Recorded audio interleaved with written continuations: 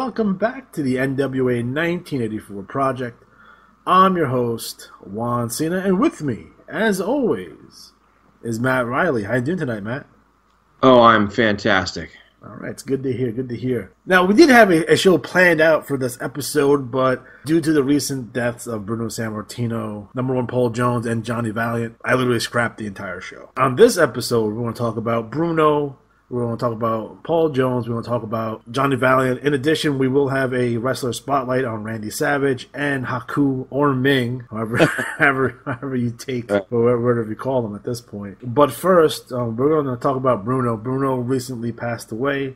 He was 82 years old. For me, growing up in New York, being the shadow of New York City, I can't overestimate his importance to the wrestling business. Now, in terms of the most important people in the history of wrestling, you have George Hankersmith, you have Jim Lundis, Lou Thez, Bruno Sammartino, Hulk Hogan, and Steve Austin. If you remove any of those people from the world of wrestling, wrestling will not exist. It would have went the way of roller derby. These men came at super important times in the business, and without their contributions, there wouldn't be a business for us to enjoy to this day.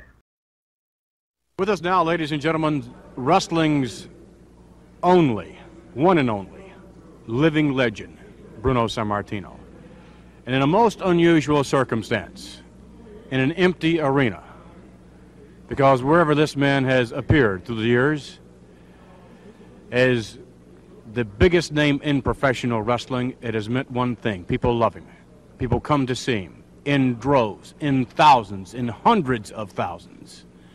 And Bruno, this era of so many fans coming to see you is about to end, is it not? Well, Vince, I've given this an awful lot of thought. I've been wrestling professionally for 22 years. And it's been a real dream come true for me. As everybody knows, I came from Abruzzi, Italy, small town in the mountains, not very educated. But yet when I came to this country and I turned pro in 1959, it was something that I never expected could really happen in my life, to have been received so well by the fans all over this country, all over the world. I have memories that I could never forget, because people have been so kind.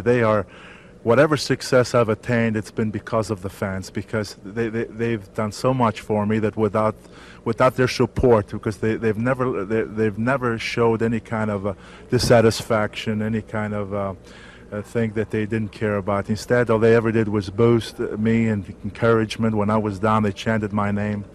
But unfortunately, everything comes to a close, and 22 years is a long time. I've suffered some serious injuries. This is not a happy time for me to retire. But when I was a young man in this game, I'll never forget that some wrestlers and even fans spoke of and saying, gosh, that guy used to really be great.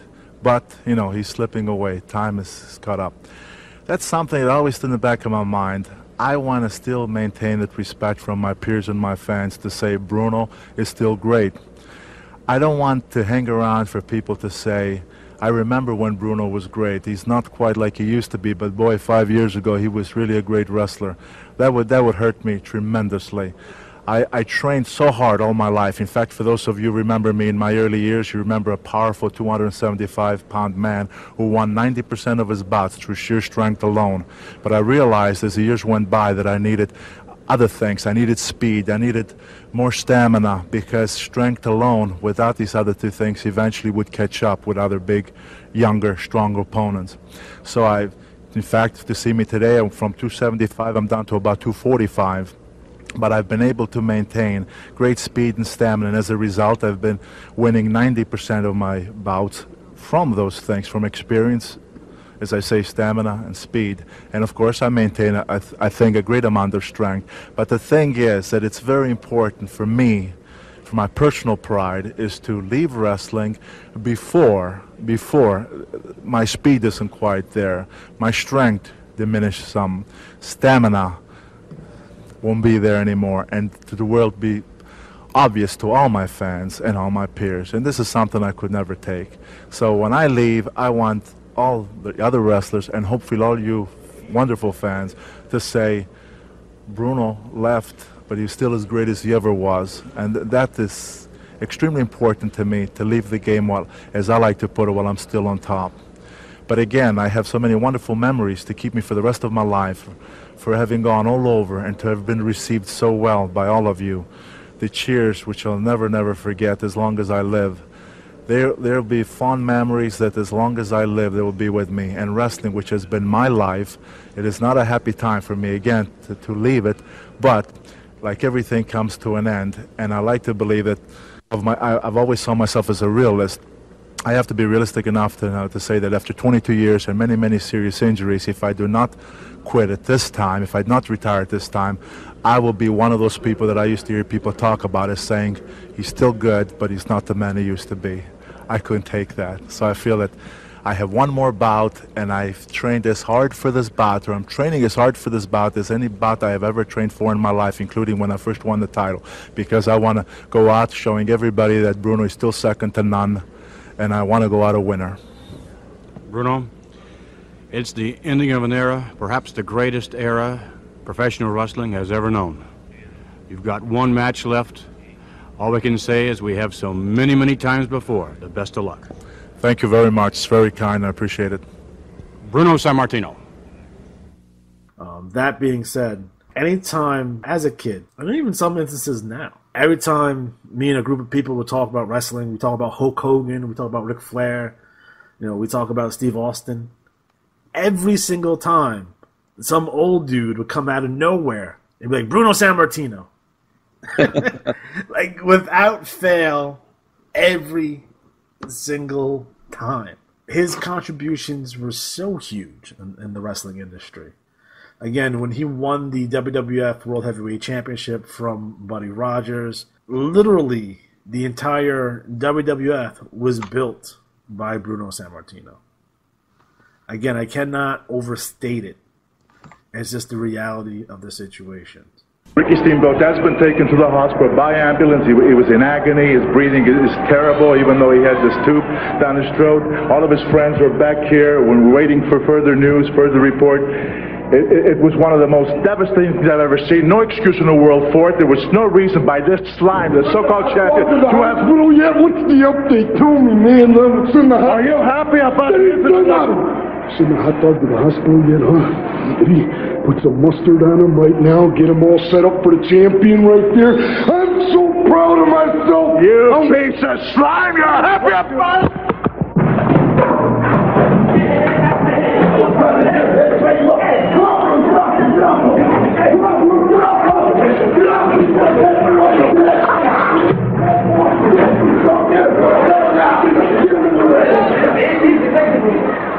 McMahon, what a despicable act on the part of Samartino. What? He's supposed to be an unbiased reporter back there to try to get the facts, and he attacks Macho Man Savage. You saw what happened. I can't believe it. I don't even think I'm going to work with Samartino up there anymore. You don't have to work with me either. 187 sellouts at Madison Square Garden. It's amazing to me. His length of his title runs, he was so over for so long. Just for so long. Just the amount of time he had put in is ridiculous. Overall impact on the world of wrestling, he was so beloved in New York and in the Northeast in general. And don't forget about in Canada. Don't forget that he was once blackballed from wrestling in the United States. He was? He was blackballed by the McMahons. What did he do? No, he was just being Bruno. There's a whole story about how he was blackballed, and he had to go to Canada. And he got so over in Canada that they had to bring him back, So there was a period of time that, nope, it's like, we're not going to have you here. Don't forget the timeline here, folks. WWF, part of the NWA. Bruno Sammartino, in light of what has happened in the past and certainly what might transpire on the 11th of January in the Boston Garden, I would have to assume it's rather difficult for you to be in the festive holiday mood, but nonetheless, Merry Christmas. Same to you, Gene, and all to our Bostonian fans. Merry Christmas and a Happy New Year, and a very prosperous and healthy one. But no, it's not going to be the most wonderful for only one reason, because I have to wait till January the 11th before I can get my hands on these two creeps again. But Gene, in a way, I have to feel good, because here's his big mouth. I don't know if he thinks I'm Samson or what. He kept making fun of my hair loss as to suggest that I'm less of a man in that ring or what. Better than that. But I'll tell you, he found out just what Bruno Sammartino is made out of. And you know something? The only regret that I have is that I didn't get a chance to finish the job because that other creep had to come in and do what he did. But now, Paul Orndorff was elated when I contacted him if he would join me in this bout. He was elated because he hates these two as much as I do. And he just jumped at that opportunity. He reminded me, he says, Bruno, he says, I have a bad arm too, just like... Ace, Cowboy Bob Orton. Exactly. Sure. And he says, and we're just going to go in there with that same form. But you know why I'm glad this time? Because now, when one of us is in the ring, whether I'm in there with Piper, I don't have to worry about who's going to sneak into that ring like last time, because I know that Orndorff is going to be there looking out for my back, just like I'll be there looking out for his back. And what we're going to do this time is what I did to Piper, and everybody saw what I did to Piper. He was nothing but a bloody mess. This is what's going to happen to both of them this time, because Orndorff and I are going to do to Orton like I did to Piper. We're going to leave both in there. A tutti voi italiani vi ho detto la prima volta che quando io combattevo con questo porco, che lui ammazzava con il suo sangue. Questa volta vedete il sangue non solo di... Buddy Rogers was the NWA champion. When he dropped the belt to Lou Thesz is when the WWF split. They still recognize Buddy Rogers as the champion, and then Buddy Rogers in 40 seconds dropped the belt to Bruno. It's super important. For this guy to be as box office as he was, he built this empire. The WWE empire is built on this man's shoulders. You can compare him to Hulk Hogan, but comparing Bruno to Hulk Hogan would be like comparing Michael Jordan to LeBron. It's a different time, a different era. At the Boston Garden, Saturday night, January the 11th, I have Paul Orndorff standing by down at Tampa, Florida, but Bruno Sammartino. You met Roddy Piper during the last big event here in Boston. This time, tag team action. Orndorff yourself meeting Piper and Orton. If Piper was a man, he would even show up in Boston after he disgraced himself. He took such a pounding. It was incredible. He was bleeding like a stuffed pig, and this is the man who was going to show everybody what a washed-up has-been I was, so forth and so on. But you know what, Piper? Orndorff is going to be on my side. Who's going to be sneaking in? Who are you going to have hiding out there? Well, it isn't going to work because your only so-called bodyguard, Ace, as you call him, he's going to be in the ring with us. And I'll tell you what's going to happen is that Orndorff, because I know how much he hates your guts, the two of us are going to do to both of you what I did to you in Boston the last time that we met. All right. You are visibly upset by it all. Let's go right now to Paul Orndorff, Bruno Sammartino, if you will. He is standing by in Tampa, Florida. Well, Bruno, I don't mind telling you and all the people out there in Boston, I accept your invitation to have a match with Roddy Piper and Bob Orton Jr. I accept being your partner, and I can accept that everything that they've done to you in the last time that you wrestled Piper there. I can accept when they humiliated and slapped you in the face, and I know exactly what you feel, because I don't like them any better than you do, Bruno. And when we step into that ring at Boston Gardens, we're going to get even, Bruno. I guarantee you, Bruno, we'll get even. Bruno, you've got to agree with me. Paul Orndorff is a madman. Well, that's why I wanted Paul Orndorff on my side, because I know how he feels about these two. But I'll tell you what, as upset as he is, as much he hates their guts, not more so than I. Not after what you remember what he had said about me and the Italians and so forth. But this time we're going to have both of you in there, and we're going to end this once and for all, because I'll guarantee you, when we get you in that ring in Boston, it'll be no more Piper. Both men are super talented, and both men are super important in the history of professional wrestling. I frequent Madison Square Garden. I've seen a lot of wrestling shows at Madison Square Garden. And when you walk into the Garden, you feel it. You feel the electricity in the air. It's almost overwhelming. You can feel the ghosts of the past. You can feel it. You can feel it. WrestleMania 1, Hulk Hogan beating Iron Sheik, all the Bruno matches.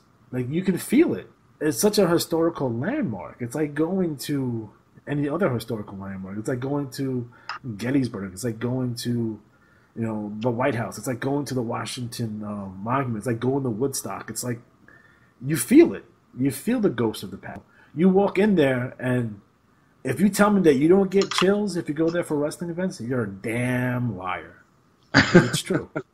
And I'm not being. This is not hyperbole. This is fact. Bruno being the babyface champion, he never turned. Never. By all accounts, was a super nice guy.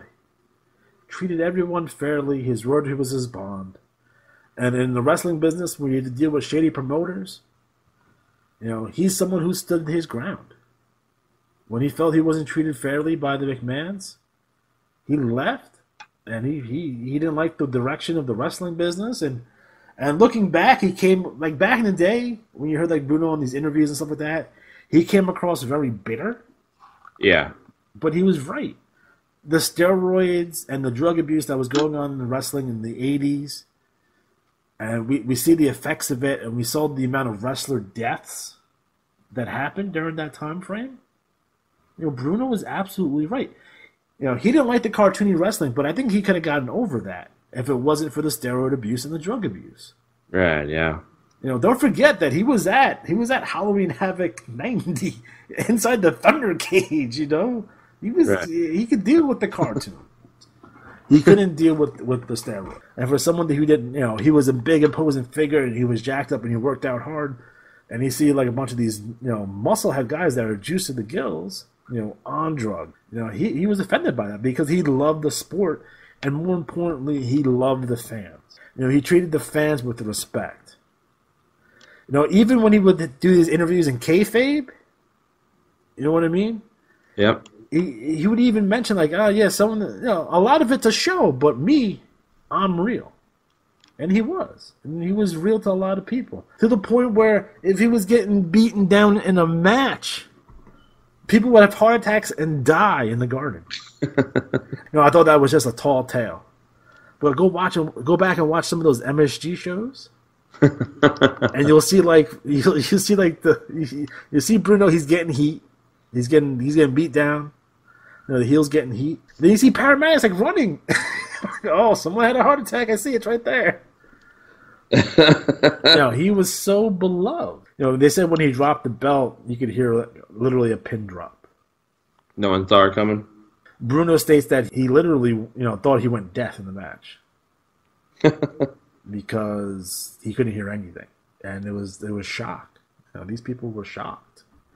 Don't forget that Bruno comes from World War II Italy. He's hiding from Nazis in the mountains, undernourished. They finally come to the States and Pittsburgh, and he starts eating because he can, and he goes down to the local YMCA and he gets trained in amateur wrestling, and then he starts doing, strongman stuff, and then he becomes a professional wrestler. And then I believe if you see one of his yearbook photos, he says he says that he wants to be a wrestler. The entire world of wrestling will be focusing in on the Boston Garden Saturday night, January 3rd. The battle for the Intercontinental title. In fact, I was at Boston Garden when the matchup was announced. The Macho Man Randy Savage against wrestling's living legend Bruno Sammartino, and certainly Bruno Samartino, the roof almost came right off the Boston Garden, but Bruno, it's understandable why he decided to come out of retirement to put the tights back on. For those of you that missed it, after what the Macho Man Randy Savage did to Ricky the Dragon Steamboat, Bruno back in the dressing room area trying to update the condition of the Dragon. The Macho Man comes up with a tirade of insults which continued even after the camera stopped rolling, and then Bruno, even today, earlier, the Macho Man out here continually referring to you, if you will, as a cheap shot artist. Kenny, when I was a very young man and I first became a professional wrestler, I was so elated to meet some of the great stars of professional wrestling, former champions, just people who had made their mark in professional wrestling. I looked at them with great respect and admiration because that's where I was brought up, and so many of my peers are the same way. Here's this guy, an intercontinental champion, and when you have a title, you're supposed to bring it with some class because you're looked up to by certain people. You are a champion. That means that you're a better competitor perhaps than others, and that's how you got there. This guy called me everything. All I kept hearing that night was nothing but a washed up old man. He referred something to my ethnic, as far as my nationality. I'm so furious that later, in fact, he tried to say that he lured me to get back into the ring to come because he wanted to destroy the legend once and for all. Well, I'm going to tell you something, Macho Man. I'm putting on the tights back on again. First of all, because of not only what you did, the cheap shot with Steamboat to use that steel weapon on a man's throat and using that steel railing around there. You almost crippled the man, and we don't even know if he's going to have a future in wrestling again. We don't know if he's going to be able to come back. And then you tried to treat me like this. Well, I'm going to tell you something. I'm not after your title because titles mean nothing to me. I've had my titles, 12 years, world champion. But I'm going to come into that ring, and I'm going to show you that this washed-up old man has enough left in him to make mincemeat out of you. I'm going to come in that ring for one reason. I'm going to mop up that floor with you. And if you try to escape like I see you so often do to save your title, I'll come after you outside the ring. A tutti vorrei italiani vi voglio dire una cosa, questo disgraziato che si dice che lui è campione mondiale e come parla come un porco, quando io lo incontro a Boston, questo qua lo faccio sentire tanto miserabile quella sera, perché quando io ho venuto con lui si vergogna a farsi vedere più sul ring, perché mai sono stato arrabbiato così come adesso, ma questo disgraziato deve pagare per questi peccati che ha fatto, e a Boston lui deve pagare. Boston, Saturday, January 3rd. The Macho Man and the Living Legend. You know, he's someone who lived and breathed the business and loved the business. Private guy, did not want his wife and his kids, you know, to be involved in the business. Although his son David was involved in professional wrestling. I remember that. He was someone that ultimate respect. So Matt, what are your thoughts on Bruno? Well, I remember, of course, more for his older years. My grandfather had seen him wrestle, and when he's talking about when I went into wrestling, he was like, well, you know, I used to go to the garden, and your grandmother yelled and screamed. But it's a thing culturally, you know. I think like you mentioned, like Pedro Morales, they were going with the ethnic champion, but he was more than that. You know, he had that base, but he was a hero in a lot of ways. And again, like you said, he was always a good guy. He stuck to his guns that way. I think a lot of people appreciate that. You know, more often than not, things change, you know, like as far as the draw. But he was a draw all the way through. And I think it was pretty big of him to drop the belt and give Pedro a chance. Because I think we always look at, too, as like, certain guys don't need the belt to draw. They don't need to be the champ. Yeah. They can help, sure, and it looks good, title-wise. But it's more of a case of, if your name's that big, you just draw on your own. And we mentioned in the pre-show about I went to Killer Kowalski's, and Walter would talk about when you're making your moves in the ring and your gestures. He would actually reference Bruno sometimes, and he would say how the fan in the last row should enjoy it just as much as the fan in the first row, and should believe everything that's happening is honest and true, and give them a show. Give them a show, and I think that's what he did. You know, he really put his whole life out there. And like I said, there was some bad blood between him and Vince. And we knew about that. I remember he had a feud with Randy Savage, didn't he? He did. He said he loved working with Savage. That was one of the guys that he enjoyed. He was still a fan of wrestling. Don't forget that. He grew up to be a fan. Right. So it's like, he liked Savage. He liked Paul Orndorff. Wasn't a big fan of Hogan. And he would tell people that. Again, when he lost the belt to Koloff, people were probably crying for weeks. And then when he dropped the belt to Superstar Graham, they didn't even do that in New York. They're like, nope, we're not doing that in New York. It's like, nope. He had to slow down a lot, in '76 when he broke his neck in the match against Stan Hansen. Yeah. So that kind of like, he started thinking about retiring and stuff like that. But I think something that's overlooked when it comes to Bruno is his years as a commentator. Yeah, okay. I know I know the modern WWE would probably refrain to have someone on commentary with such a thick accent. But back in the day, it really kind of sold it for us because this was Bruno Sammartino, the greatest wrestler of all time. And if he's endorsing somebody, if he's saying so-and-so is a good wrestler, you're going to believe him. Yeah. Bruno's final match was a house show in Baltimore, Maryland. It was 1987. And he teamed up with Hulk Hogan and defeated King Kong Bundy and One Man Gang. He did end up leaving the WWF in 1988. I'm happy for Bruno that he was able to make amends with the WWE. Get in the Hall of Fame. I thought that was really important for the credibility of the WWE Hall of Fame. Yeah, definitely. You know what I mean? So I think that it was Triple H who really kind of, with the olive branch, and is like, listen, Bruno, we're more of a PJ product. Because by the time we got to the Attitude Era, he didn't like any of that shit. And he was like, he'd rather take the cartoon version in the 80s than the Attitude Era fucking sex and nonsense. Right. But like Triple H talked to him, like, hey, listen, look at the show. It's PG now. We're trying to do things right. We have a wellness policy. You guys get tested and all that kind of good stuff. So it really did bring Bruno back into the fold. I think Triple H deserves a lot of credit for that because I think that's important. Yeah, definitely. No, I think Triple H really can act that way as the olive branch type figure, to go that route where Vince can't. Yeah. And that's I think it's come through. I do think, you'll always say, oh, future of wrestling. Triple H has a good respect for the past, and he has a respect for the future. And I think that's one thing, a lot of the old timers will say, people will say, oh, it's not like it was in my day. And in wrestling especially, they'll say that, like, oh, it's not the same anymore. And it's like, well, you don't want the same. People already saw that. When movies come out and they're like the same exact, like, for example, Jurassic World's coming out, and someone made the point online, and it caught fire, that it's almost the exact same plot as Jurassic World 3, I think it was. They're going to the island, they're trying to escape, they're trying to get some of the monsters, they go back to the U.S. with them, and of course they escape. And it's like, oh. Well, how do you see it? And the thing in wrestling, like, you have one Shawn Michaels, you have one Stone Cold. You're not going to, if you try to be Stone Cold, it's going to fall on its face.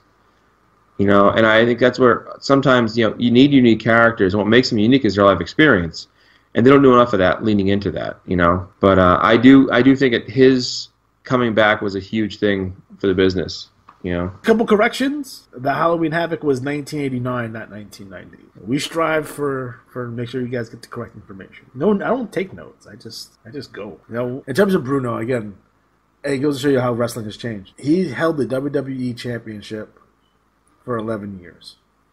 That's, oh my God. And there's 2 reigns in there. 11. It goes to show you how over this guy was, how much of an institution he was. So I want to make sure that everyone. We do have a lot of newer fans listen to this program. So, again, the one thing I want you to take away from this is that there would be no WWE if there was no Bruno Sammartino. Bottom line. Next up, number 1, Paul Jones. Now, Paul Jones recently passed away. The same day as, actually, Bruno. Again, I think most people remember Paul Jones as the manager for Mid-Atlantic or for Crockett. That's how I remember. Paul Jones's Army. He's on like 68 to 72. He was the top attraction, the top draw. So again, that's something you want to keep in mind with Paul Jones.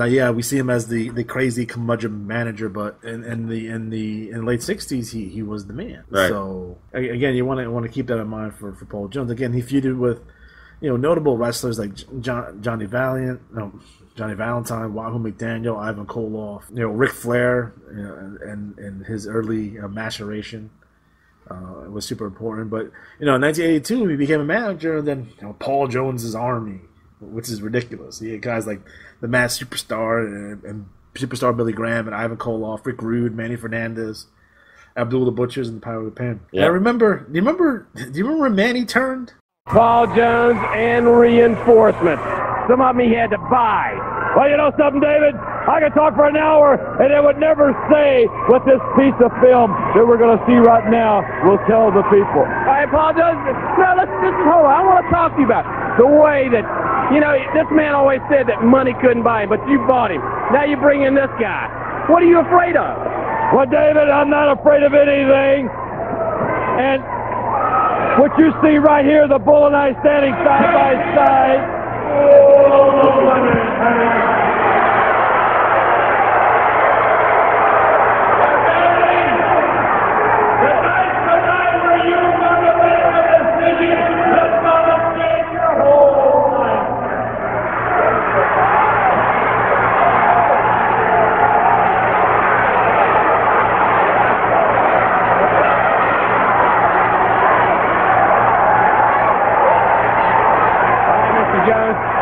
Now, here you are, you're bringing your suitcase full of money out for Manny Fernandez. This was the night, do or die. Either Manny would make an idiot out of me again, but I was willing to take the chance because the man is worth every $100 bill you're looking at right now.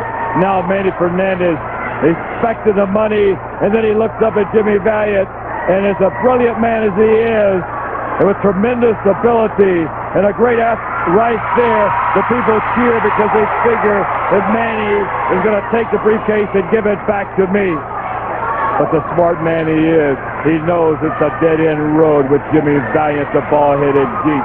So look at it. I extend my hand not only as a leader, a great leader, but as a friend. There, look at there, look at there, united, the dollar. I told you everybody has a price. And Jimmy Valiant just met his price right there. As you see, my new compadre, my amigo, my buddy, as we walk off to this wrestling match. You see, I told you it was safe. Now right here, Ravishing Rick Rude. Rick, show the people that beautiful body what the men fear. And I want that World TV belt to finish you off right there. That's right, Davy Crockett. I'm feeling real fine and looking even better. I can make a burlap sack feel like a cashmere sweater. And just imagine how I can make you feel, ladies. Take a look at them fat, pot-bellied old men sitting there. Now take a look at two fine athletes and the mastermind behind it all, Paul Jones. It's winding down real quick, isn't it? Starrcade, the biggest event in wrestling history, and we're going to be right in the midst of it all, aren't we, Manny? You know, when you talk about great rivalries, when you talk about great teams in the world today, the man that owns it goes out and financially stabilizes himself, if you know what I mean. He goes out and buys the best talent and the best people he can find. That's why there's teams like the Dallas Cowboys, like the Oakland Raiders, and Manny Fernandez, the Raging Bull, because you found out I am a great player, but money is the number one thing, and money is everything. So when it comes, Jimmy Valiant, you're on the losing side, because I am not your loan, and I am not your financial security, baby. You broke because I hate losers, and I don't carry losers, and as long as I am the Raging Bull, I will be financially secured, Daddy. That's it, and you can take that to the bank. Money talk, and the other walk. Manny? Jimmy Valiant? I don't. Oh, that angle was fucking sweet. That was good. Go out of your way and go check that out. When Manny turned on Jimmy Valiant, that was fantastic. Fans, I've invited Paul Jones here and the champ Johnny Valentine to join me. First, before talking to them, let me remind you, wrestling tonight, Spartanburg, Wahoo McDaniel, The Avenger, Ivan Koloff, Super Destroyer, Mr. Fuji, and others. Don't forget, exciting Mid-Atlantic Championship Wrestling returns to Spindale next Saturday, December 14th. And this Monday at Charlotte's Park Center, you're going to see some outstanding bouts. Mr. Fuji against Danny Miller, Ivan Koloff meeting Sweet Hansen, and the reason I have these two gentlemen here, Johnny Valentine, the champ, against Paul Jones. And Paul, your chance to get at the champion. Well, I tell you what, Bill, I know you call him a champion. The only reason he is a champion is because of things like this Monday night, he's not putting up the belt against #1 Paul Jones. Now, I don't know if he's scared. Matter of fact, I think he is scared to put up the belt because he knows that I have the ability to beat him and take the belt away from him. And you notice that he's not wearing the belt right now, he's carrying it. Well, he should carry it around because he's not going to keep it very long, because as soon as he puts up that belt, I'm going to take it away from him. Now, Monday night, I'm going to show this man who #1 is. Okay, now you've heard Paul Jones. You have an answer to it. Well, I have an answer. The answer is I am champ, and I'm champ for a reason. I don't run away from matches. It took a hard match to win this belt. I've had a lot of hard matches defending it. Now, I don't underestimate Paul Jones, even though he doesn't look like a wrestler. He's not big enough to be a wrestler. I still don't underestimate him because he's got all the talent there is going for him. He knows wrestling, but he doesn't scare me. I don't worry about him ever taking this belt, much less even winning a match.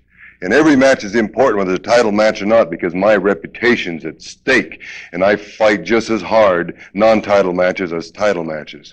Monday night, Charlotte's Park Center. Don't miss it. One of the biggest stars in the history of Crockett, one of the biggest stars in Mid-Atlantic. And I think one of the reasons why they kept him on for so long, because towards the end of his career, he's essentially feuding with Jimmy Valiant forever.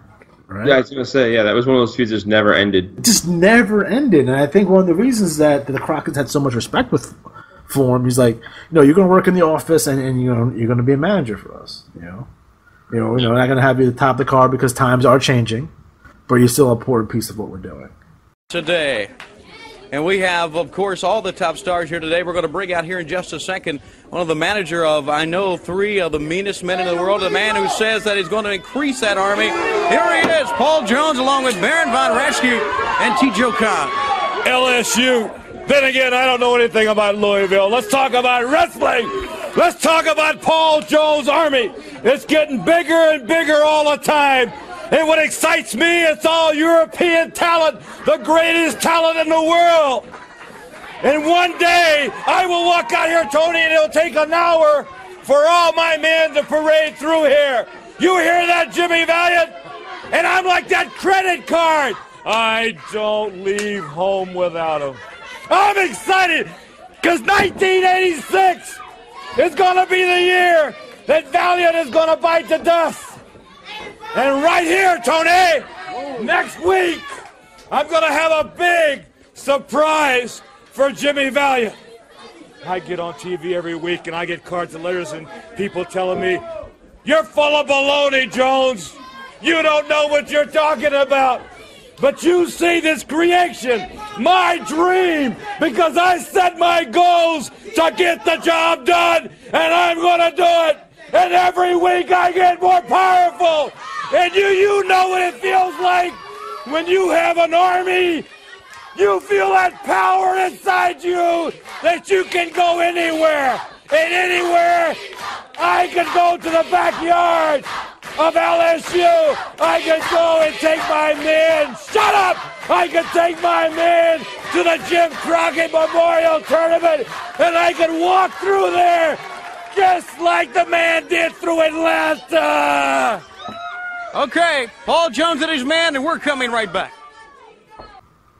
So just keep that in mind. Number one, Paul Jones will definitely be missed. Here they are, Paul Jones and his army, Shaska Watley, Tijo Khan, Baron Von Raschke. Very brief, I want to say, Jimmy Valiant made a statement. He says, if Paul Jones is not a bald-headed geek, before the year is up, he's going to quit. Well, let me tell you something. All that did was make us put our nose to the grindstone. The Army came to me and they said, Paul, don't worry because we're buckling down and we're going to do it.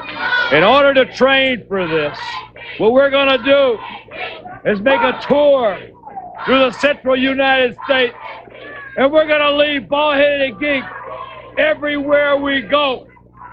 And believe me, that is our new goal, to leave every opponent as a bald-headed geek.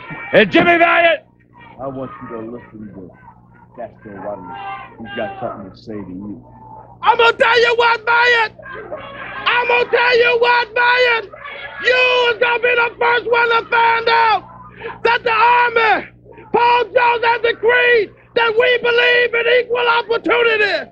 We want everybody. And I want them to know, Jimmy Valiant, the king of the hillbillies, we've been whooping them on the East Coast. We've been whooping them on the West Coast. And now we coming to the Central States, and we gonna whoop them there too. Oh yeah, Tijo Khan, Shaska, got him by the Baron, and Paul Von Raschke. Tell you what, Paul Jones, we are gonna destroy you, Jimmy Valiant, and put you out of wrestling. Make it what you said. You gonna leave, sucker.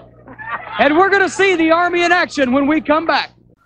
And then we're talking about guys who left us. We have luscious Johnny Valiant. The word luscious is funny to me. I don't know. It just sounds funny to me.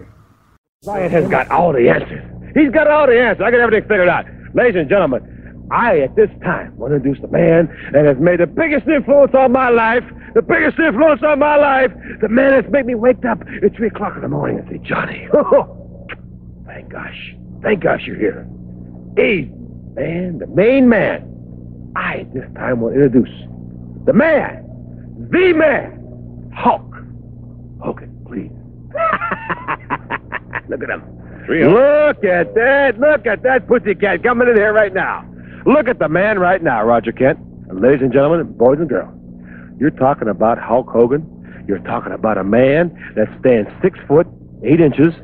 You're talking about a big super Caucasian that weighs 341 pounds. You're talking about a man with a 24-inch arm. 24-inch arm. That's as big as some people's waist. And the man's got a 62-inch chest.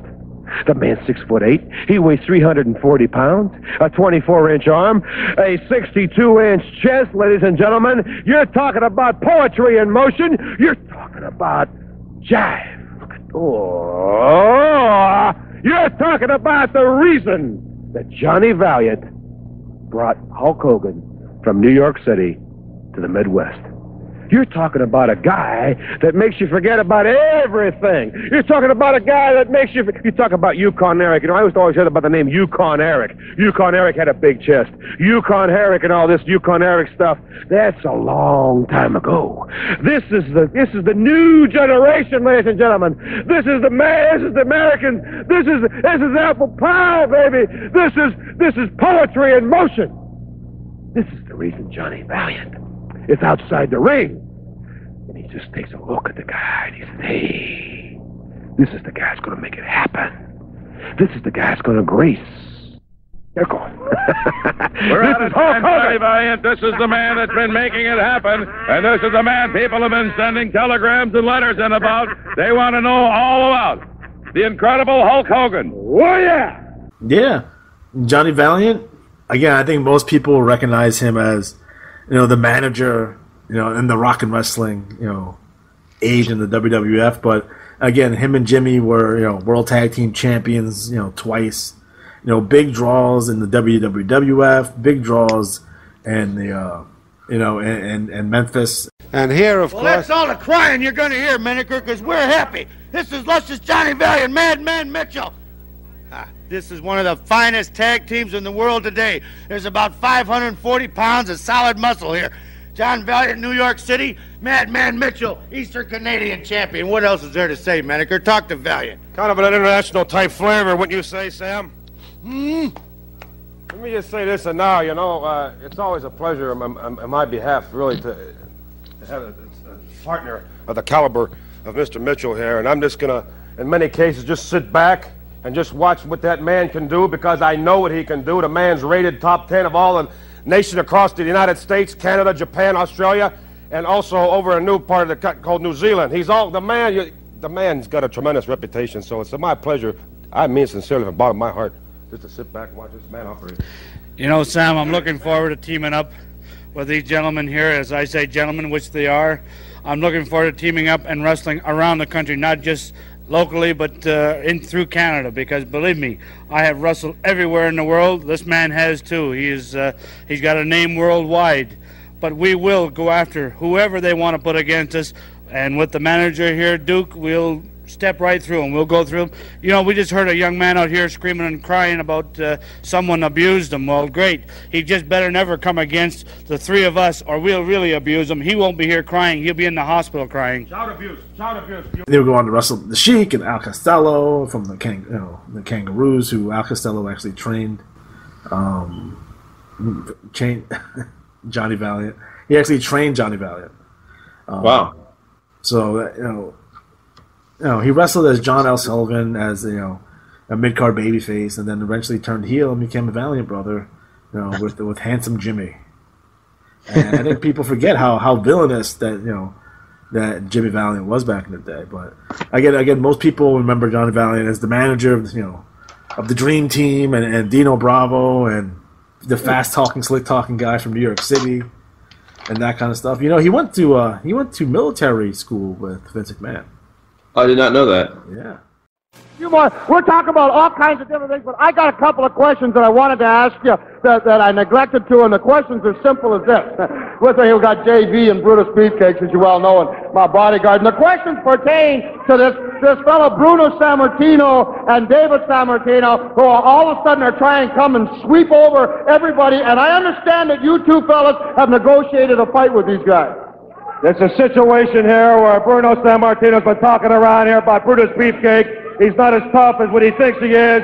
He's been making some little insulting innuendos towards us as Johnny Valiant, and we're going to settle this thing at one time and one time at all. I'm going to put my man here, Brutus Beefcake, against Bruno Jr. and see what happens, and I'm going to be in Beefcake's corner, and Samartino Sr. is going to be in the kid's corner. And the same thing's going to happen to Samartino that happened to Hillbilly Jim. because I get a situation there. When people start hanging around the matches like Hillbilly Jim, they start getting their legs broken, they start getting their necks broken, and I'm the guy that did it, and Brutus Beefcake's the guy that did it. And the same thing that happened to Hillbilly Jim, whom you don't see anymore around here as a result of us, it's going to happen to Bruno Jr.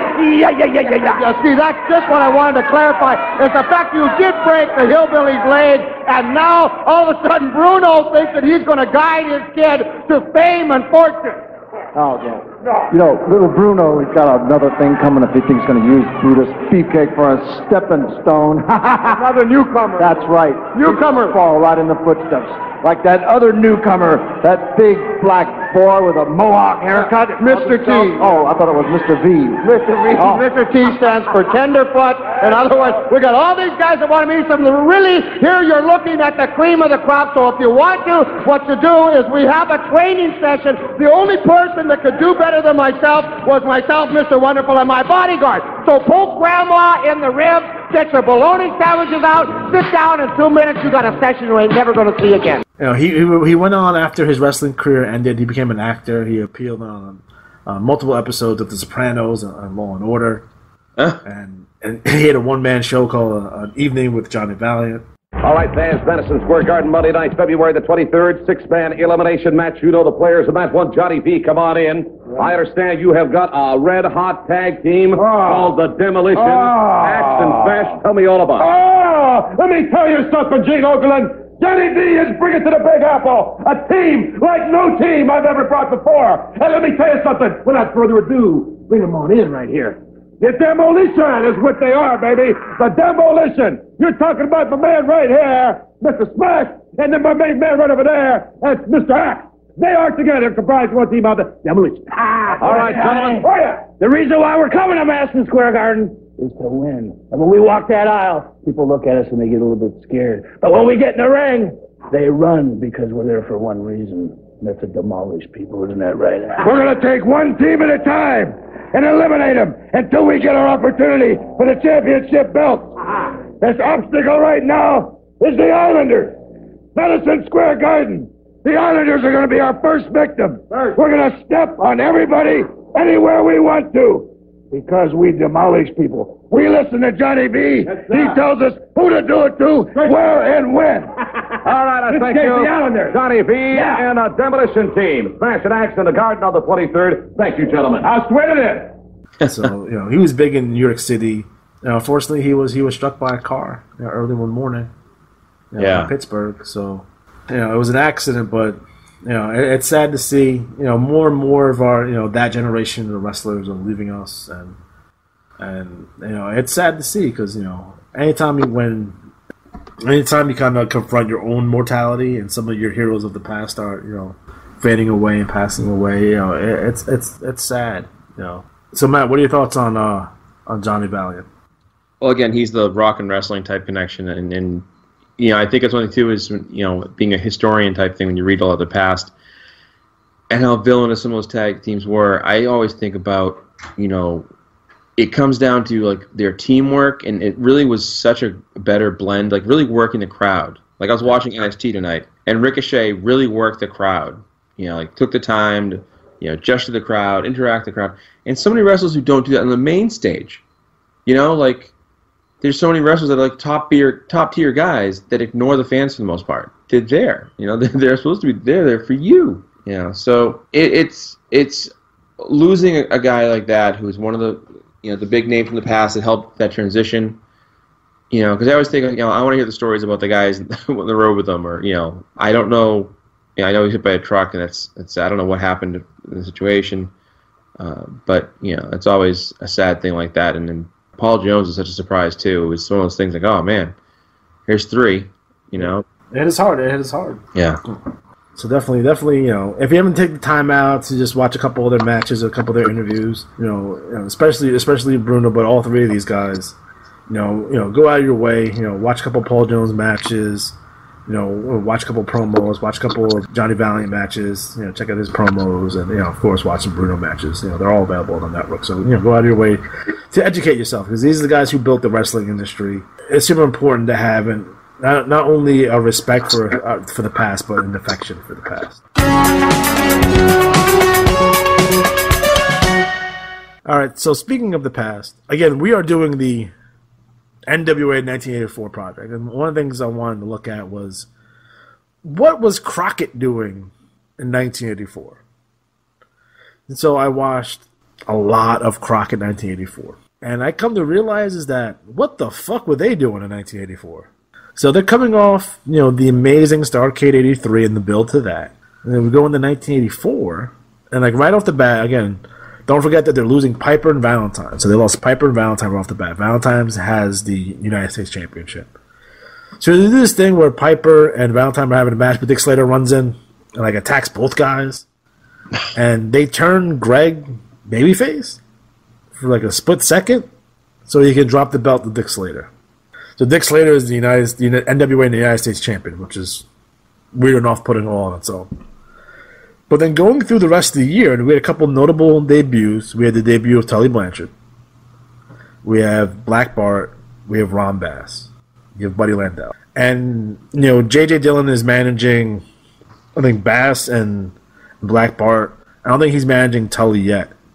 But the thing that's interesting right off the bat is that, Tully is obviously a heel because that's what Tully Blanchard is a heel, right? Yeah. So the first thing that really stands out is that he's challenging Flair, like right off the bat. Then, as I'm watching more and more footage and more episodes of their TV, I realize that Ric Flair is still a babyface. And he's a babyface the entire year of 1984. He doesn't turn heel. I thought for a long time, again, I wasn't watching Jim Crockett Promotions in 1984 because I was 2 years old. But I'd always been in the impression that he had turned heel before Starrcade 84. Oh. So essentially that Dusty Rhodes-Ric Flair match is a babyface versus babyface match. Flair doesn't turn heel until he turns on Dusty when they form the Horsemen. That's a long time.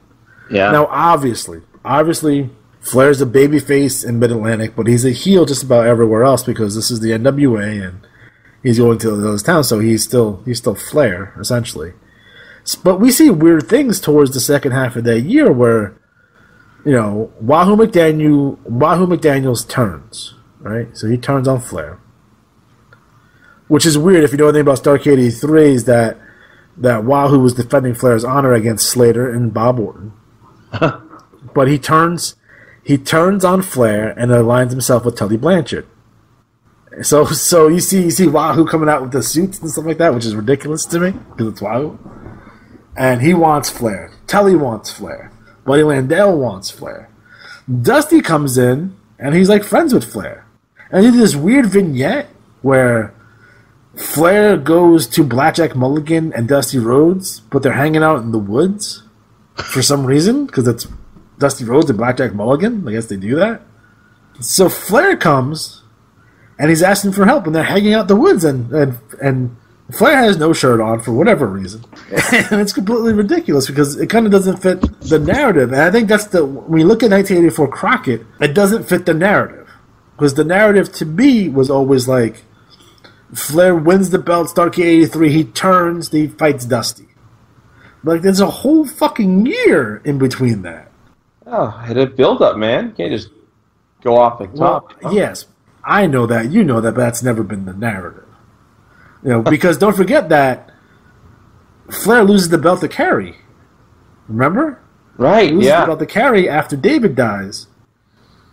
Flair's clearly a heel in that match. So, again, if you're using logic, if you don't go back and watch the TVs, which I always highly recommend anyone who's interested in wrestling TV, you can read Wikipedia all you want, you can look up articles, but if you don't watch the TV shows, you're going to be lost because you're going to miss out some of the nuances and some of the little things. Like the debut of Manny Fernandez was a big deal there.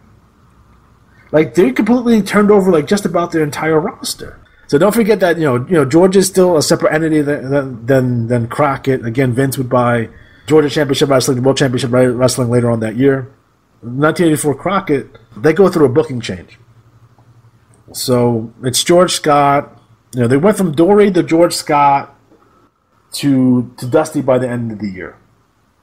And all of a sudden, Dusty has the World Tag Team Championship on Manny Fernandez, but that's a whole other story, right when we get to the book. But we see Ricky Steamboat is there, no Jay Youngblood, Ricky Steamboat's there, but then he's gone.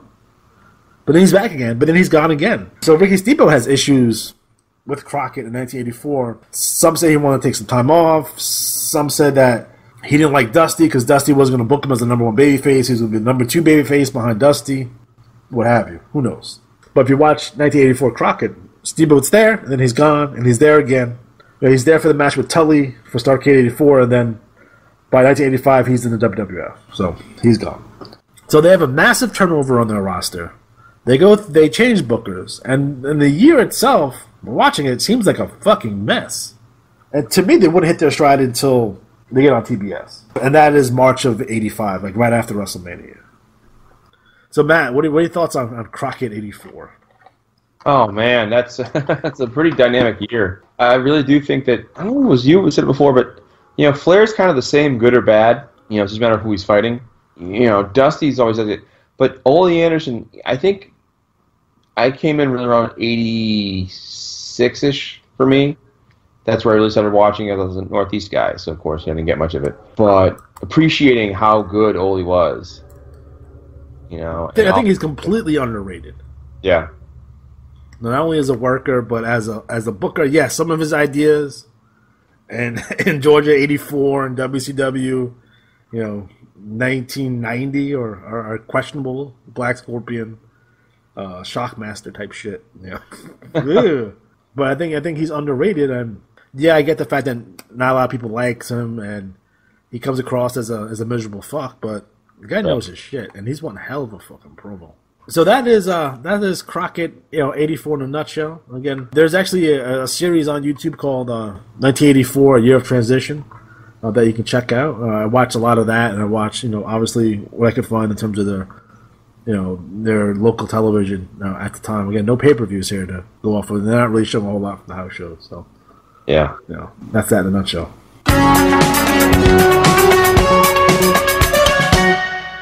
So next up, we have Superstar Spotlight. And I want to start off by talking about my favorite wrestler of all time, Macho Man Randy Savage. Yeah. Man. Wow, man, freaked out. Now, in terms of the 1984 project, Savage doesn't go to Memphis. He comes to me in Los Angeles for my Los Angeles NWA promotion. Tonight in Combs, Kentucky, all the hair will fall, man. From one contestant, Rip Rogers, man, the man who was in the parking lot with me, and realizes the truth. He's gonna put up his hair against Rip Tyler, the Bear Man. Combs, Kentucky, get it? Combs, Kentucky. Hair versus fans, United States Tech Team title match, but the big one, hair versus hair. Combs, Kentucky, Rip Rogers, Combs, Kentucky, man. A bald duck. That's what Rip Tyler's gonna look like! And Ronnie Garvin, man, don't call me yellow! I'm sending a bodybuilder! I'm sending a hustler! And, he's gonna be a big deal for me there. Randy Savage is, to me, probably Bell the Bell. In my opinion, probably the best wrestler ever. And I know that's a large statement, and there's a lot of great talent out there, and there's a lot of great talent throughout history. I know a gentleman that's going to be a big part of an upcoming card is this man. What was that? Macho Man Randy Savage? Happened so fast you can't even talk about it. Lucky person, out there somewhere is going to win a silver cloud. What a lucky person. And Tito Santana, if you go to the Intercontinental Heavyweight Championship bout with the Macho Man Randy Savage and escape with your life, and still lose your belt, you are a lucky Tito. Yeah, that's what they're going to be calling you. Because comparatively speaking to the Macho Man Randy Savage, you are nothing but garbage, yeah. Nothing but garbage, Guyana. And I'm talking inevitable, and I'm talking you can't hold that belt with me climbing through the ropes. Gene Okerlund right here is a crying towel. And I want you to give that to Tito Santana. Yeah, because things are just popping right now. Things are starting to cultivate. Things are starting to grow. Things are getting real colorful. Look at that roll. Just like the Silver Cloud Rolls Royce. I'm very Top curious. of the line. Wait a minute. Tito Santana, comparatively speaking, you are like a grain of sand in the Sahara Desert. Yeah, and I am the entire desert. And the new Intercontinental Heavyweight Champion. Don't bet against me. I don't bet anyway. Don't lose your life, no. Don't change your life. Elizabeth is icing the champagne right now because the time is getting near, and the Guyana must face the match of the century. Yes. Champagne? Champagne. What kind? Oh, yeah, it doesn't matter. Nothing matters, no. Nothing matters but the Intercontinental Heavyweight Championship belt, which I will own. Oh, yeah, Tito Santana, climb in the garbage can, because comparatively speaking, you are nothing but garbage. To me, Randy Savage embodies, what it means to be a professional wrestler in terms of, he had that new school kind of, he wasn't wrestling like they wrestled in the 70s. Yeah. I think he don't think he gets enough credit and progression, the style of wrestling, bell to bell. Like Dynamite Kid gets a lot of credit. Ricky Steamboat gets a lot of credit. Tiger Mask obviously gets a lot of credit. Ric Flair gets a lot of credit. But Savage is doing stuff that I think in some cases may outshine those guys. I think he may not get the credit for his early stuff because he spent a lot of time working for his dad, doing outlaw promotions. He was another guy that was blackballed. Really? He was blackballed, yeah, because his dad would run opposition to people. And if you run opposition, if you're in the NWA, you don't get blackballed.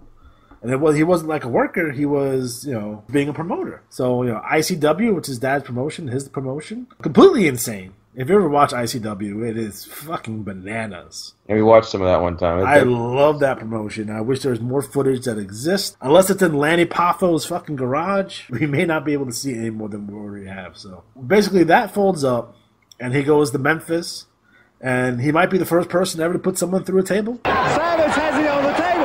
What is he doing? He's trying to power him on the table. He's trying to power him on our announcer's desk. Oh my God! Oh my gosh! He broke the table. Rick Morton, as we need some help. Savage, come on, Randy.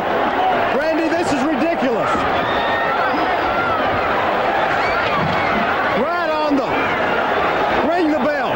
Let's get this stopped here. I've never seen anything like that. They pile drive Morton on the table, broke the table, now trying to do it again. They run their heads. Get them out of here, Robert. Oh my goodness. Worried about Rick Morton. Morton pile drive on the table. Mr. Coffey, we need some help for him. We need some help, Jerry. They broke the table. 9 minutes of official time. A disqualification for over the top rope. Poor Ricky Morton goes through that fucking table. Ricky Morton had it coming, let's face it. He did. Don't forget, prior to that, when he was in ICW, he would go on their TV. Again, they're running opposition to Memphis, so he's running opposition to Jarrett. Savage would go on the TV and challenge Bill Dundee. He would challenge Jerry Lawler to fights and stuff like that. And basically been building this feud up forever, and then eventually, ICW banded, and Jarrett gives him a job in Memphis, and Savage was so emotional about it. It was like, after everything we did and everything we've said about you, why are you giving me this job? And it's like Randy, it made no sense for your business to call us out, but it makes all the sense for my business to bring you in. You've been building this feud for 2 years. Yeah. Why won't we capitalize it now? And Randy Savage was so grateful about that he had second thoughts leaving Memphis and going to the WWF. In terms of loyalty, and we see it with Lanny, because wherever Randy went too. Which I think in some cases may have hindered Landy, because Lanny Poffo was one hell of a worker and one hell of a promo all on its own. But Randy always made sure to take care of his family. And that was super important to him. By the time he gets to the WWF, they put him over fucking huge. Speaking of champions, come on in, if you would, from Sarasota, Florida. Beautiful city on the Gulf of Mexico. Yeah. the Macho Man, Randy Savage, Intercontinental Champion of the World. Talking about history. One date, just in my mind, February the 8th in Boston, Massachusetts at the Boston Garden, where Larry Bird plays basketball, and the Boston Celtics are a real tough team. But I think that if I played basketball, man, the way I am and the super athlete that I am, I would overshadow Larry Bird, because on that particular night in Boston, I was the greatest professional wrestler in the world. Oh, proud, I'm proud. You know, a couple of things you don't talk about, the fact that you're a former professional baseball player, and also the fact that you're a personal friend of Rod Stewart, as I understand. Oh, yeah. When he did Tonight's the Night, man, he called me on the phone right before it was released, and he says, Macho Madness. Yeah, he calls me Madness. He calls me Madness, yeah. And a lot of people out there, you know, they're getting into Macho Madness really super strong. And Macho Madness, growing, and more seductive than sex. You can't say that on TV. I can say that. I can say that. I'm the Intercontinental Heavyweight Champion of the world. Elizabeth, look into the video scope right there. Yes. Look into the video scope and say how proud you are to be the manager of the Macho Man. Well, I am proud to be the manager of the Macho Man. I want to ask her a question. You've told me I can't talk to her, Randy. I've told you that from time to time. Yes, I have. Would you like to ask her a question right at this particular time? Would you like to do that? May I? Oh, yeah. What kind of a question you want to ask her? Well, Elizabeth... You wouldn't give her that flower, would you? Oh. If you did that, you know what would happen? Yeah, I've got a good idea. You know what would happen if Okerlund gave a flower to Elizabeth? Elizabeth, do you know what would happen? Well, don't get her in the middle of this. She doesn't... Man, I think that your time is done, and I think that the spotlight should go on top of me. Yeah, and I'll tell you what. Tito Santana, too bad. Hulk Hogan, too bad, too. Because you're all in one category. You're all great wrestlers, but you're all not as good as the Macho Man, Randy Savage. Thank you, gentleman who obviously has a very high opinion of himself, the Macho Man, Randy Savage. Like, you don't see guys come in nowadays that have that much hype and they get that big of a push. Like, we see guys come in WWE today, and a lot of these guys come out like off the indies and they have internet hype, or they come in from TNA, and they don't get the amount of build that fucking Savage did. Like, AJ Styles comes close. Even he lost a couple of matches at first to Jericho and that kind of stuff. But he came in with Elizabeth, and that was one hell of a package, him and Elizabeth. My special guest, perhaps one of the most talked about men of the ranks of the World Wrestling Federation, this week, every week for that matter, is the Macho Man, Randy Savage, a native of Sarasota, Florida, and a man that has climbed the ladder so very quickly here in the World Wrestling Federation. Yeah, you know what I'm reading right now? Yeah, I'm reading yesterday's newspaper, and that's Hulk Hogan and Tito Santana all rolled into one, yeah. All rolled into one, man. One. Yeah, tight thing, baby. You understand what I'm saying? And I'm talking about intensity, and I'm talking about Macho Madness, and I'm talking about the rest of 1985, yeah. And 1986, momentum, Macho Madness, going down and gathering momentum. But not just there, Gene Okerlund. I'm talking about the rest of the 80s leading into the 90s, yeah. And then I'm talking about going all the way into the year 2000, and all the way into the Twilight Zone, yeah. Elizabeth, come on out here, man. I mean, we got something going that's really big, don't we? Yeah. Look in the video scope right now and tell them about Macho Madness. Tell them how strong it is, and tell them where we're going, yeah. Way into the Twilight Zone, yeah. And Hulk Hogan's got no chance, does he? No. No. Does anybody have a chance against the Macho Man, Randy Savage? Nobody. Am I the greatest wrestler, past, present, and future that ever lived? Yes, you are. Okay, now say goodbye. Goodbye. Say goodbye. Goodbye. Okay, now get out of here right now. That's a little rough, Randy. No, yeah, but it is rough. Yeah, wrestling is a rough sport. And I am the roughest one in the sport. I am the #1 wrestler in the world today. Tell Hulk Hogan that and tell Tito Santana. I thank you, Randy Savage. And he was having these amazing matches in WWF that you're not really used to seeing up there. Like these riotous, he's coming off the top rope, and his promos are all energy and completely off the wall and completely insane. And he was a larger left character, even though he may not even been that big. He wasn't that big compared to like a Hulk Hogan or Big John Studd or Andre the Giant or like a Warlord. Like he wasn't that big. I mean, big enough. But I think his ability to have these fantastic matches. He feuded with Tito Santana over that IC belt. Eventually, does take the IC belt away from Savage. Again, he drops it back to Ricky Steamboat in that amazing match at WrestleMania 3. Everyone knows about that. It's a day that I'm certain my guest at this time will not forget. I'm talking about the former Intercontinental Champion of the world, Macho Man Randy Savage. Nothing means nothing. Nothing means nothing, man. Nothing means nothing. What do you mean by that? More. I'm talking about all the way to the top, yeah. Unjustifiably in a position that I'd rather not be in, but the cream will rise to the top, oh yeah. Macho Madness, yeah, has got more to offer than President Jack Tunney thinks that I got. Yeah, and I'm gonna tell you something right now. Cards stacked against the Macho Man Randy Savage in WrestleMania 3. Yeah, let me say it, yeah. Let me say it out loud. And let me point to the president of the World Wrestling Federation. The Macho Man Randy Savage is not happy with your decision, yeah. I am the cream in the World Wrestling Federation. Wait a minute, and there is no doubt about it, yeah. You, Mean Gene Okerlund, you know that I'm the cream of the crop. Wait a minute, though, Randy. I've got to ask you very seriously. Do you blame Mr. Jack Tunney, the distinguished president of the World Wrestling Federation, for Ricky Steamboat being the Intercontinental Champion today? Yeah, I do, yeah. Outside interference, yeah. In my moment of glory. Yeah, now I'm living in a nightmare, and I am the cream. And now, not only the Intercontinental Heavyweight Championship belt must fall, but the World Heavyweight Championship belt. Because Hulk Hogan, yeah, I am the cream, yeah.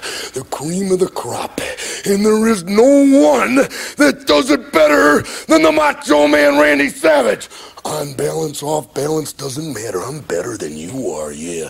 And I'm talking to everyone in the World Wrestling Federation. And I'm even talking to President Jack Tunney, yeah. I'm on my way. And nothing is gonna stop me. Nothing's gonna stop me. Just out of curiosity, Randy, and I certainly don't want to diminish your tremendous God-given talents, but I'm very curious. I haven't seen Elizabeth lately. Yeah, she's on the outside of the ring. Does she interfere in matches? Yeah. Nothing, zero, yeah. Pure athlete, yeah. And I've been, maligned from the top to the bottom. And because they can't handle the Macho Man Randy Savage, the cream of the crop, nobody does it better. At that point, he goes on and he turns babyface thanks to the Honky Tonk Man. And how incredible of a heel does Honky Tonk Man have to be to have the ability to turn a guy like Savage? Because Savage was the hottest heel. Yeah. And for Honky to be able to turn him, it goes to show you how hot Honky was. Right. It was ridiculous. In addition, on top of that, Savage all of a sudden started getting cheers, too. So it's like this dichotomy here. It's like Savage was like the number one heel. He was a super villain. But then the WWE at the time, they watched the crowd reaction. It's going to be hard to boo a guy like Savage because, number one, he's so good in the ring. He's so mesmerizing. He had a flamboyant presence, and he's with this beautiful woman. Right. Guys would be like, oh, we don't like Savage. And then, they took Honky, which was another hot heel, and we made sure that, Honky was the one to turn him, because if you had someone that wasn't as villainous as Honky to try to turn Savage, it wouldn't have worked. You couldn't have like Danny Davis fucking do it or something like that. You know what I mean? Yeah. Or SD Jones. It had to be someone that's hot. So I think Honky Tonk Man gets is underrated as a heel. Randy and Honky went on they main evented shows. They main evented the Garden and sold it out. So that's an amazing accomplishment for those two guys. So they turn Savage babyface, and then he wins the WWE Championship, at WrestleMania 4, 88 to 89, replacing Hogan. And this is what the amazing part is. He replaced Hogan, and business did not drop. Actually, business went up. Don't forget that WrestleMania 5, Hogan versus Savage, was the highest grossing, buy rate in terms of pay-per-view, for a very long time. Wow. Don't forget about that. And, he replaced Hogan when Hogan went to go to film the cinematic masterpiece, No Holds Barred. So let's not forget about that. The Hogan Randy Savage feud might be the greatest feud in the history of professional wrestling, in my opinion. Like, that was so well done, and they took a year, they took their time, and they hit everything perfect. Eventually, Savage does drop the belt to Hogan WrestleMania 5. Savage and Hogan continue the feud for the rest of that year. He does become the Macho King after defeating Jim Duggan for the King of the Ring. It was a weird thing they did. I don't know. Behold this humble entourage. Their heads are bowed in reverence at the very slightest whisper of one name, exalting in his splendor, which is altogether fitting of the people and the land from whence he came. False monarchies are commonplace as kingdoms rise and fall, but I, the genius full of glory and renown, say the Macho Man is everything that everybody everywhere would ever want to wear a crown. I say this king deserves a queen beside him on the throne, and Sherry is the fairest in the land. Nobody else is worthy of this monumental honor and the regal splendor of his royal hand. We witnessed the dethroning of one Jim the Hacksaw Duggan, whose crown and robe are in a state of ravage. I now remove my mortar board and place it near my heart, and thus proclaim you Macho King Randy Savage. The Macho King, King Macho. Wow. And Queen Sherry. Look at this. Look at that robe. And it says King on the back. I wonder if the King's going to share a few words with us. Wait a minute. The $1 Million Man has a gift. A gift worthy only of a king. So to you, the newly crowned Macho King Randy Savage, I give you this gift. A king should never be without this golden scepter. Solid golden scepter. Let's take a look at, wow. Take a look at that, Jesse. Like, it went from Harley Race, and then Haku had it, and then Duggan beat him for it, and then Savage had it, and then he retired as the king when he lost the Ultimate Warrior. After having some not-so-good matches with Dusty Rhodes in their feud, eventually he would move on to the Ultimate Warrior. He cost Ultimate Warrior the WWF Championship. They would go on to have that retirement match at WrestleMania 7, which, in my opinion, Ultimate Warrior had really three, fantastic matches. 2 with Savage, 1 with Hogan. Because you have Savage at WrestleMania 7, and then Savage at SummerSlam 92, and then you had the Hogan WrestleMania 6 match, which are all fantastic matches. The Ultimate Warrior is not known for his in-ring wrestling skills, but Savage was able to get a really, really good match at him. Basically, he went to retirement, quote unquote, did some color commentary for a while, and then he comes out of retirement once he gets bit by that snake with Jake Roberts. Rumor would say that after the snake bit Randy, that the snake died. Savage would feud with Jake Roberts for a little bit, en route to defeating Ric Flair for the WWF Championship for the second time. So I love that Flair. I love him and Flair's matches. I think those matches are completely underrated. I once saw Flair and Savage wrestle in 1992 at the Nassau Coliseum. Savage was the champion at the time, and Ric Flair gets the win over Savage using brass knuckles. But then Ric Flair hides the brass knuckles in his armpits, and when the referee goes to raise his arm, the brass knuckle falls out. So Flair gets disqualified, which was amazing to me. Savage would have that amazing match with Ultimate Warrior at SummerSlam 92. He would drop the belt back to Flair, who dropped it to Bret Hart. And then at that point, he wasn't doing a whole lot in the WWF.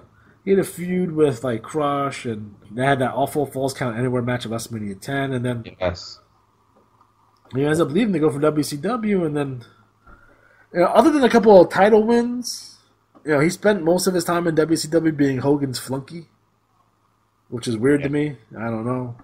Spent some time in the NWO, and then eventually retired. Randy Savage is my favorite wrestler of all time, and I think we're going to see big things from him in the NWA 1984 project. So, Matt, what are your thoughts on the Macho Man?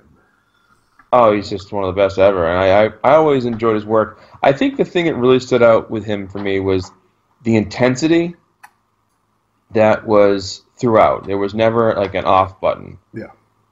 And I really believe that a lot of wrestlers could learn a lot from that, of like being authentic. That's so authentic that you wouldn't want to fight this guy. No. And I believe not enough of wrestlers today carry that really killer instinct with them the way he did. And next up on our wrestler spotlight, we have King Tonga, or Haku, or Ming.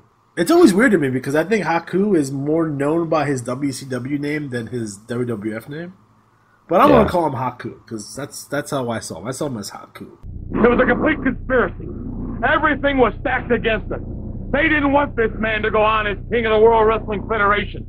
They could look up to this man. Can you look up to some kind of a dirty, sleazy rat like Duggan? This man has royal blood running through his veins. What do you have, Duggan? Sewer water? You're just an average 8 to 5 humanoid like you miserable stiffs out there. But enjoy it. Enjoy your reign, because I'm going to unleash this thing. I'm going to turn him loose. You can get the 2x4s. You can bring in the whole force. It's not going to help you, because he's going to get his crown back. He's going to get his cape back, and he's going to reign again as King Haku of the World Wrestling Federation. And Duggan, he started in the late 70s. He was trained essentially in All Japan by Tenryu and Chikara. Tenryu and Ichikawa.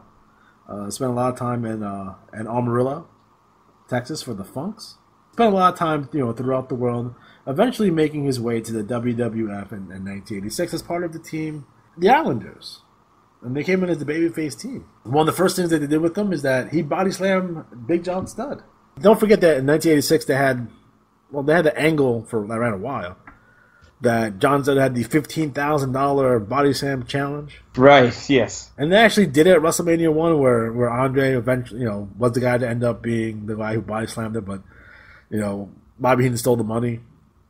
So they did it again, and then Haku fucking body slammed them. And then Bobby the Brain Heenan refused to pay him the $15,000. Oh, what a jerk. So he teamed up with Tama, part of the Islanders. Again, they were a babyface team. At first, they didn't really get any traction, but eventually they turned heel, the Can-Am connection of Tom Zenk and Rick Martel. And then, they teamed up with with Bobby Heenan. And I guess the biggest angle they did at the time was that they kidnapped Matilda, the British Bulldogs mascot and dog. They were going to have that 6-man match at WrestleMania 4, where the Islanders and Heenan actually won the match when when Bobby Heenan pinned Coco Beware. That match is hilarious to me because of what Bobby's wearing. He's wearing the dog catcher's outfit, so that's pretty ridiculous. Right. Eventually, they do split up that team, and with King Harley Race's injury, Bobby Heenan wants to crown a new king, and he crowns Haku as the new king. They do have a match at Royal Rumble 1989. Yeah. Essentially, Haku winning, and he is the true king of the WWF. Although he would lose that match to Hacksaw Jim Duggan, and then Jim Duggan became the king of the WWF. He went on to form a team with Andre the Giant called the Colossal Connection and actually won the WWF Tag Team Championship from Demolition. They eventually dropped it back to Demolition at WrestleMania 6. At that point, basically, Haku was tag team partner with Barbarian, and he's basically stuck in the mid-card. Eventually, he would end up going to Mexico and Japan for a little bit, but after that, he ended up in WCW in 1994, and he was brought in by Colonel Robert Parker as Ming. He was his bodyguard. And Ming would basically hang out in WCW for a while, doing some pretty fun stuff. I remember when Dusty Rhodes hit him in the head with the wooden folding chair, and the chair just exploded, and Haku just no-sold it. That was fantastic. Basically, he spent most of his time in the Dungeon of Doom, and he was teamed up with Barbarian as the Faces of Fear. Hey, Scott Hudson, I thank you, gentlemen. Coming up a week from tomorrow night, Halloween Havoc, spectacular card. I say a showcase event. Indeed, it is that. You can be part of it. Call your local cable company right now regarding availability. Ming, come on in, the big man from Tonga. Come on. A week from tomorrow night, you and Raph. Now, here's a man that perhaps is equal to you. The fact that he is 6'7", 6'8", and weighs well over 300 pounds should be a great contest. Talaga, ref. Wait a minute. We are in America, please. You can speak English. You've been here long enough. We all know that. Now you're speaking Japanese. As friends, let's talk English. Voulez-vous? Now that's French. Bonjour. Please, Wrath is a big man. He's right now sizing you up because it's his biggest match to date here in World Championship Wrestling, Ming. Wait a minute. Am I going to get any English out of you here tonight or not? You understand, adios? Adios. Thank you very much, Ming. Wrath, 1 week from tomorrow night at pay-per-view at Halloween Havoc. Oh, my. So they did that for a while. Didn't do a whole lot in WCW because not a lot of people would do a whole lot in WCW. He did come back to WWF in 2001, was in the Royal Rumble, and then basically, been retired ever since. I guess what's notable is that Haku's sons are wrestling. Oh, really? Do you know who his sons are? I do not. They wrestle for New Japan Pro Wrestling. They're Tangaloa and Tamatonga.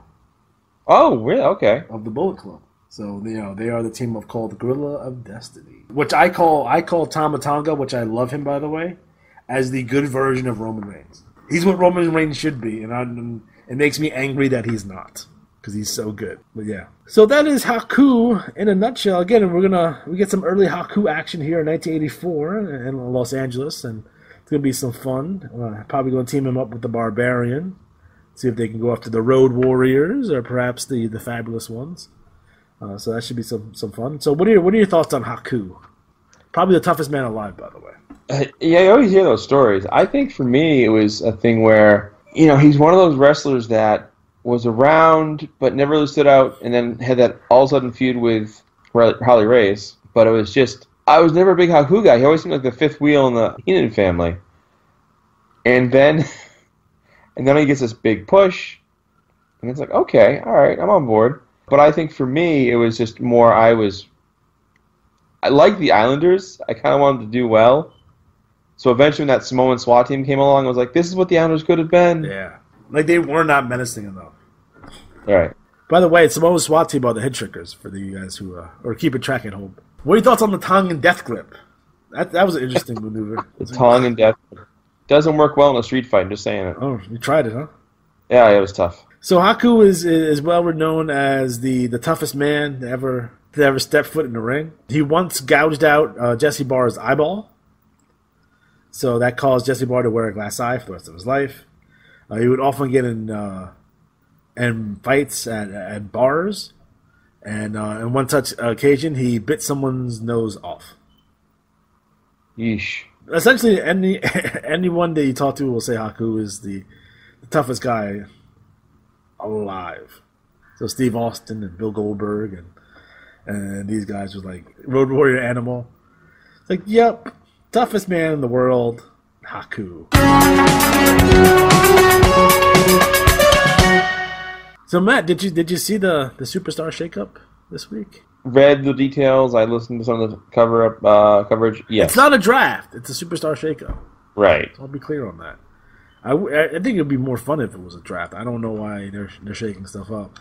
Most fans on the interwebs will say that SmackDown got the better deal here. I would agree with that. It puts them in the position to have the kind of the matches that fans like me want to see. Like, I want to see Samoa Joe and Nakamura. I want to see AJ Styles and Daniel Bryan.